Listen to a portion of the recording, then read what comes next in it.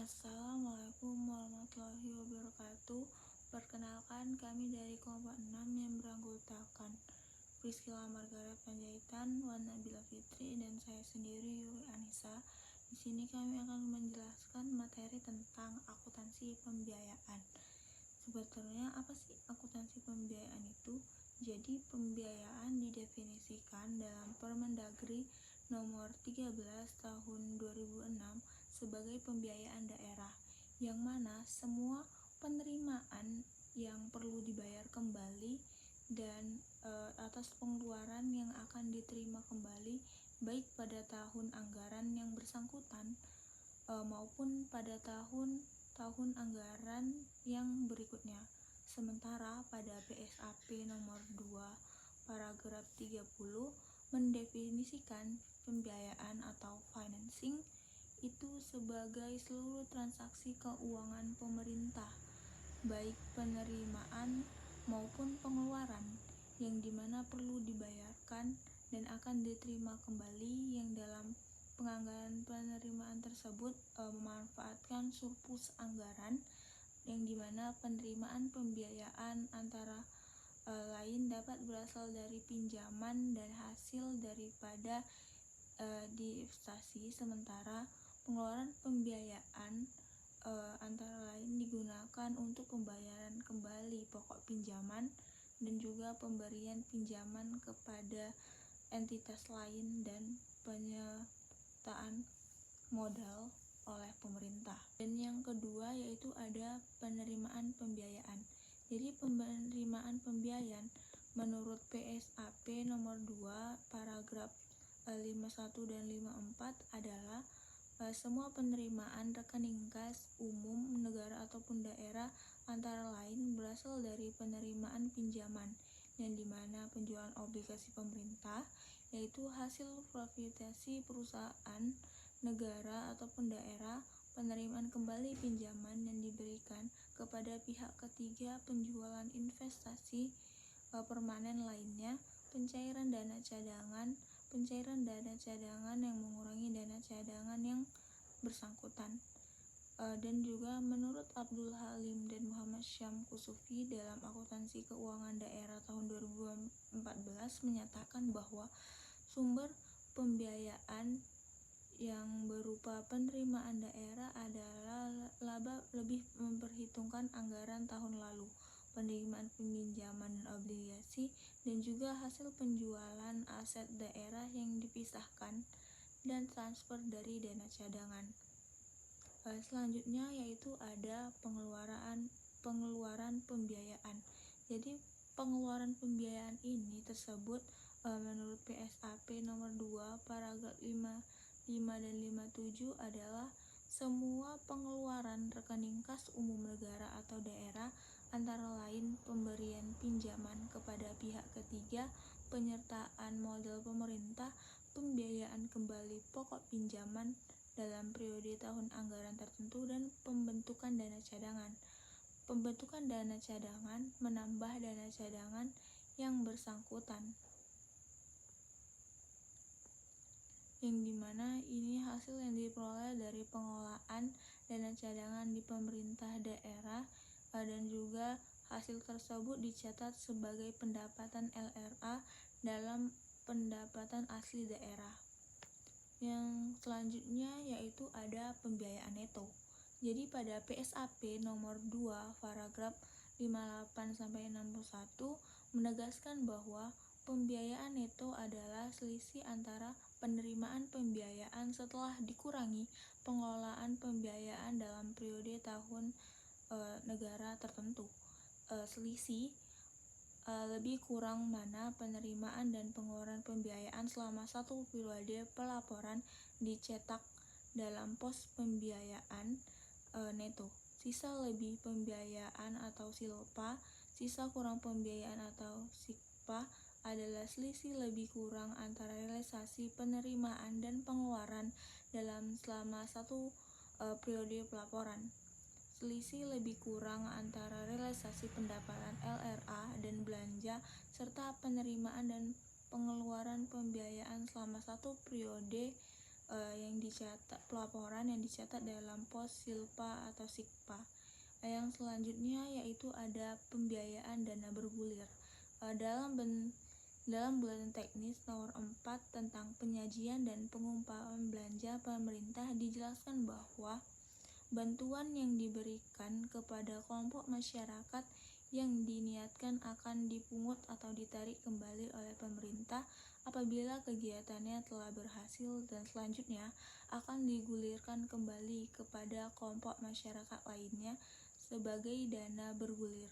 Rencana pemberian bantuan untuk kelompok masyarakat tersebut dicantumkan di APBN ataupun APBD dan dikelompokkan pada pengeluaran pembiayaan, yaitu pengeluaran investasi jangka panjang terhadap realisasi penerimaan kembali pembiayaan juga dicatat dan disajikan sebagai penerimaan pembiayaan investasi jangka panjang. Dengan demikian, dana bergulir atau bantuan tersebut tidak dimasukkan sebagai belanja kembali kelompok masyarakat lainnya, yang dimana pengeluaran dana tersebut mengakibatkan timbulnya investasi jangka panjang yang bersifat non-permanen dan disajikan di neraca sebagai investasi jangka panjang. Selanjutnya saya akan menjelaskan tentang pengakuan pembiayaan. Pengakuan pembiayaan. Penerimaan pembiayaan diakui pada saat diterima pada rekening kas umum negara atau daerah.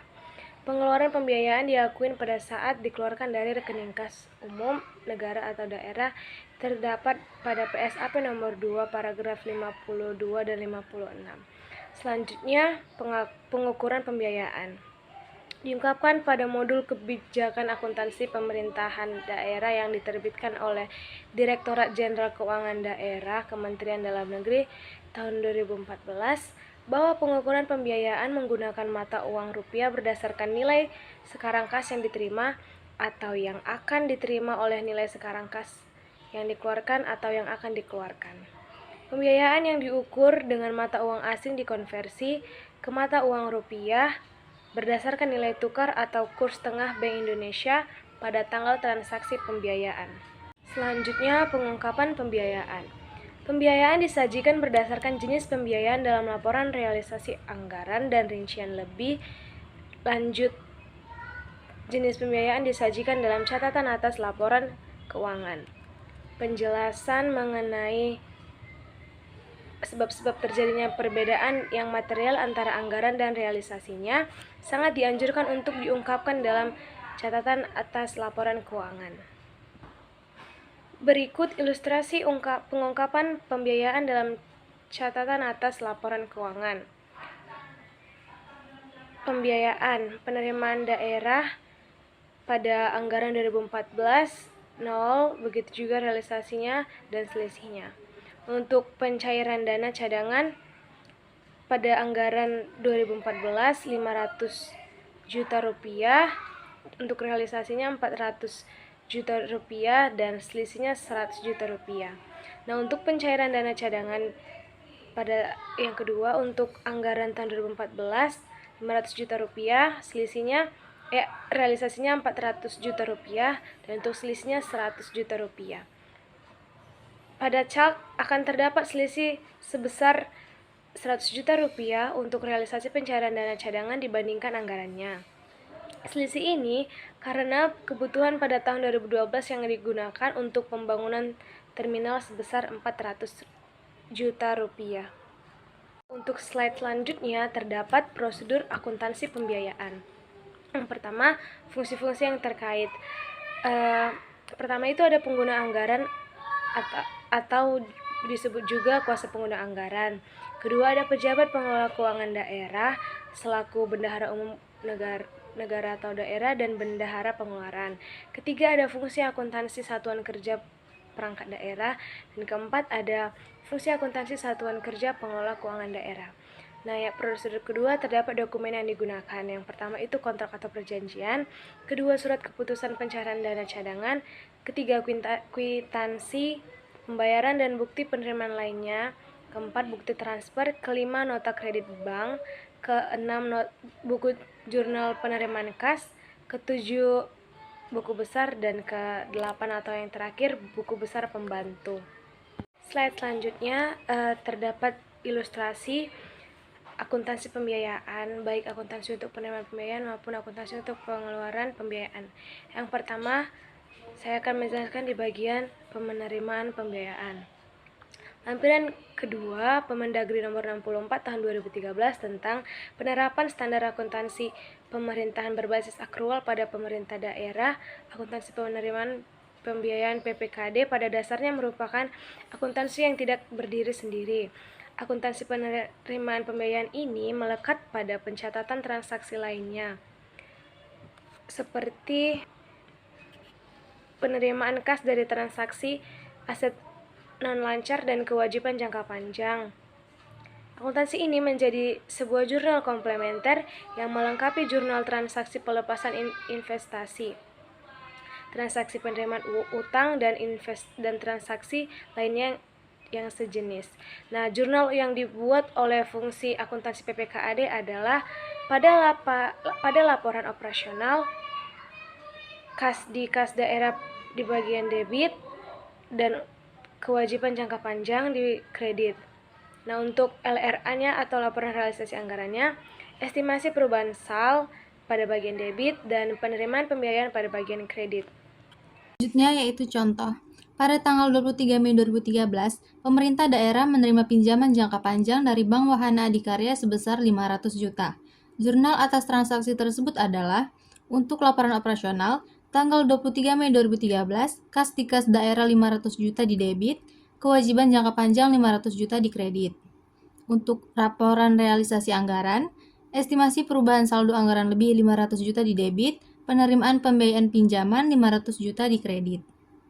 Selanjutnya, tanggal 15 Juni 2013 diterbitkan 1000 lembar obligasi pemerintah daerah dengan harga 5 juta per lembar. Bunga ditetapkan 11% per tahun dan dengan tingkat diskonto sebesar 2%. Diskonto diamortisasi dengan metode garis lurus selama 10 tahun. Jurnal atas transaksi tersebut adalah tanggal 15 Juni 2013, laporan operasionalnya kas di kas daerah 4,9 miliar di debit, diskonto 100 juta di debit. Utang obligasi 5 miliar di kredit. Untuk laporan realisasi anggaran, estimasi perubahan saldo anggaran lebih 4,9 miliar di debit, penerimaan pembiayaan obligasi 4,9 miliar di kredit. Selanjutnya, pengeluaran pembiayaan. Lampiran 2 Permendagri nomor 64 tahun 2013 tentang penerapan standar akuntansi pemerintah berbasis akrual pada pemerintah daerah juga mengungkapkan bahwa akuntansi pengeluaran pembiayaan PPKD pada dasarnya juga merupakan akuntansi yang tidak berdiri sendiri. Akuntansi pengeluaran pembiayaan ini melekat pada pencatatan transaksi lainnya, khususnya pengeluaran kas atas transaksi aset non-lancar dan kewajiban jangka panjang. Jurnal yang dibuat oleh fungsi akuntansi PPKD adalah untuk laporan operasional, kewajiban jangka panjang di debit, dan kas di kas daerah di kredit. Untuk laporan realisasi anggaran, penerimaan pembiayaan di debit, dan estimasi perubahan saldo anggaran lebih di kredit. Contoh, pada tanggal 5 Juni 2013, pemerintah daerah melunasi kewajiban jangka panjang dari Bank Wahana Adikarya yang telah jatuh tempo sebesar 100 juta. Jurnal atas transaksi tersebut adalah untuk laporan operasional, kewajiban jangka panjang 100 juta di debit, kas di kas daerah 100 juta di kredit. Untuk laporan realisasi anggaran, penerimaan pembiayaan pelunasan kewajiban jangka panjang 100 juta di debit, estimasi perubahan saldo anggaran lebih 100 juta di kredit. Selanjutnya, pada tanggal 15 September 2013, pemerintah daerah melakukan penyertaan modal ke PDAM sebesar 100 juta.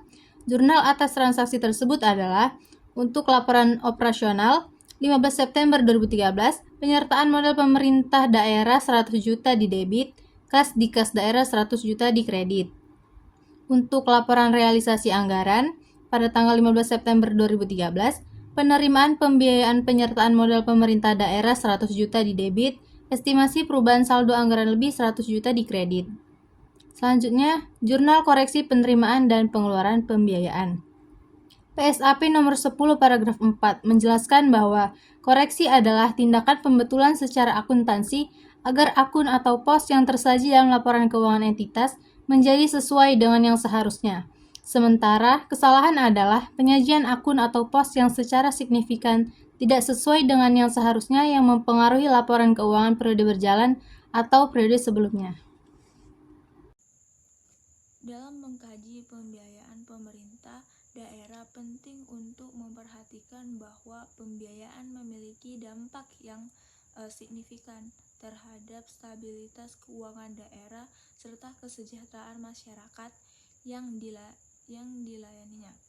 Pemerintah daerah seringkali menghadapi tantangan kompleks dalam mengelola pembiayaan, seperti menyeimbangkan antara kebutuhan infrastruktur dan layanan publik, dengan mempertahankan seimbangan fiksi yang sehat. Oleh karena itu, penting untuk memperhatikan sumber dan penggunaan pembiayaan dengan cermat, serta memastikan bahwa keputusan keuangan yang diambil secara hati-hati dan transparan. Selain itu, pembiayaan juga mencerminkan strategi keuangan pemerintah daerah dalam merespon dinamika ekonomi dan juga sosial yang terus berubah. Dalam menghadapi perubahan tersebut, pemerintah daerah harus mampu mengelola pembiayaan dengan fleksibilitas dan responsibilitas yang tepat, agar dapat mengatasi tantangan dan memanfaatkan peluang yang muncul. Dengan demikian, pembiayaan tidak hanya menjadi instrumen untuk memenuhi kebutuhan finansial, tetapi juga menjadi sarana untuk mewujudkan visi pembangunan jangka panjang yang berkelanjutan. Mungkin itu saja dari kelompok kami. Jika ada kesalahan, kami mohon maaf. Assalamualaikum warahmatullahi wabarakatuh.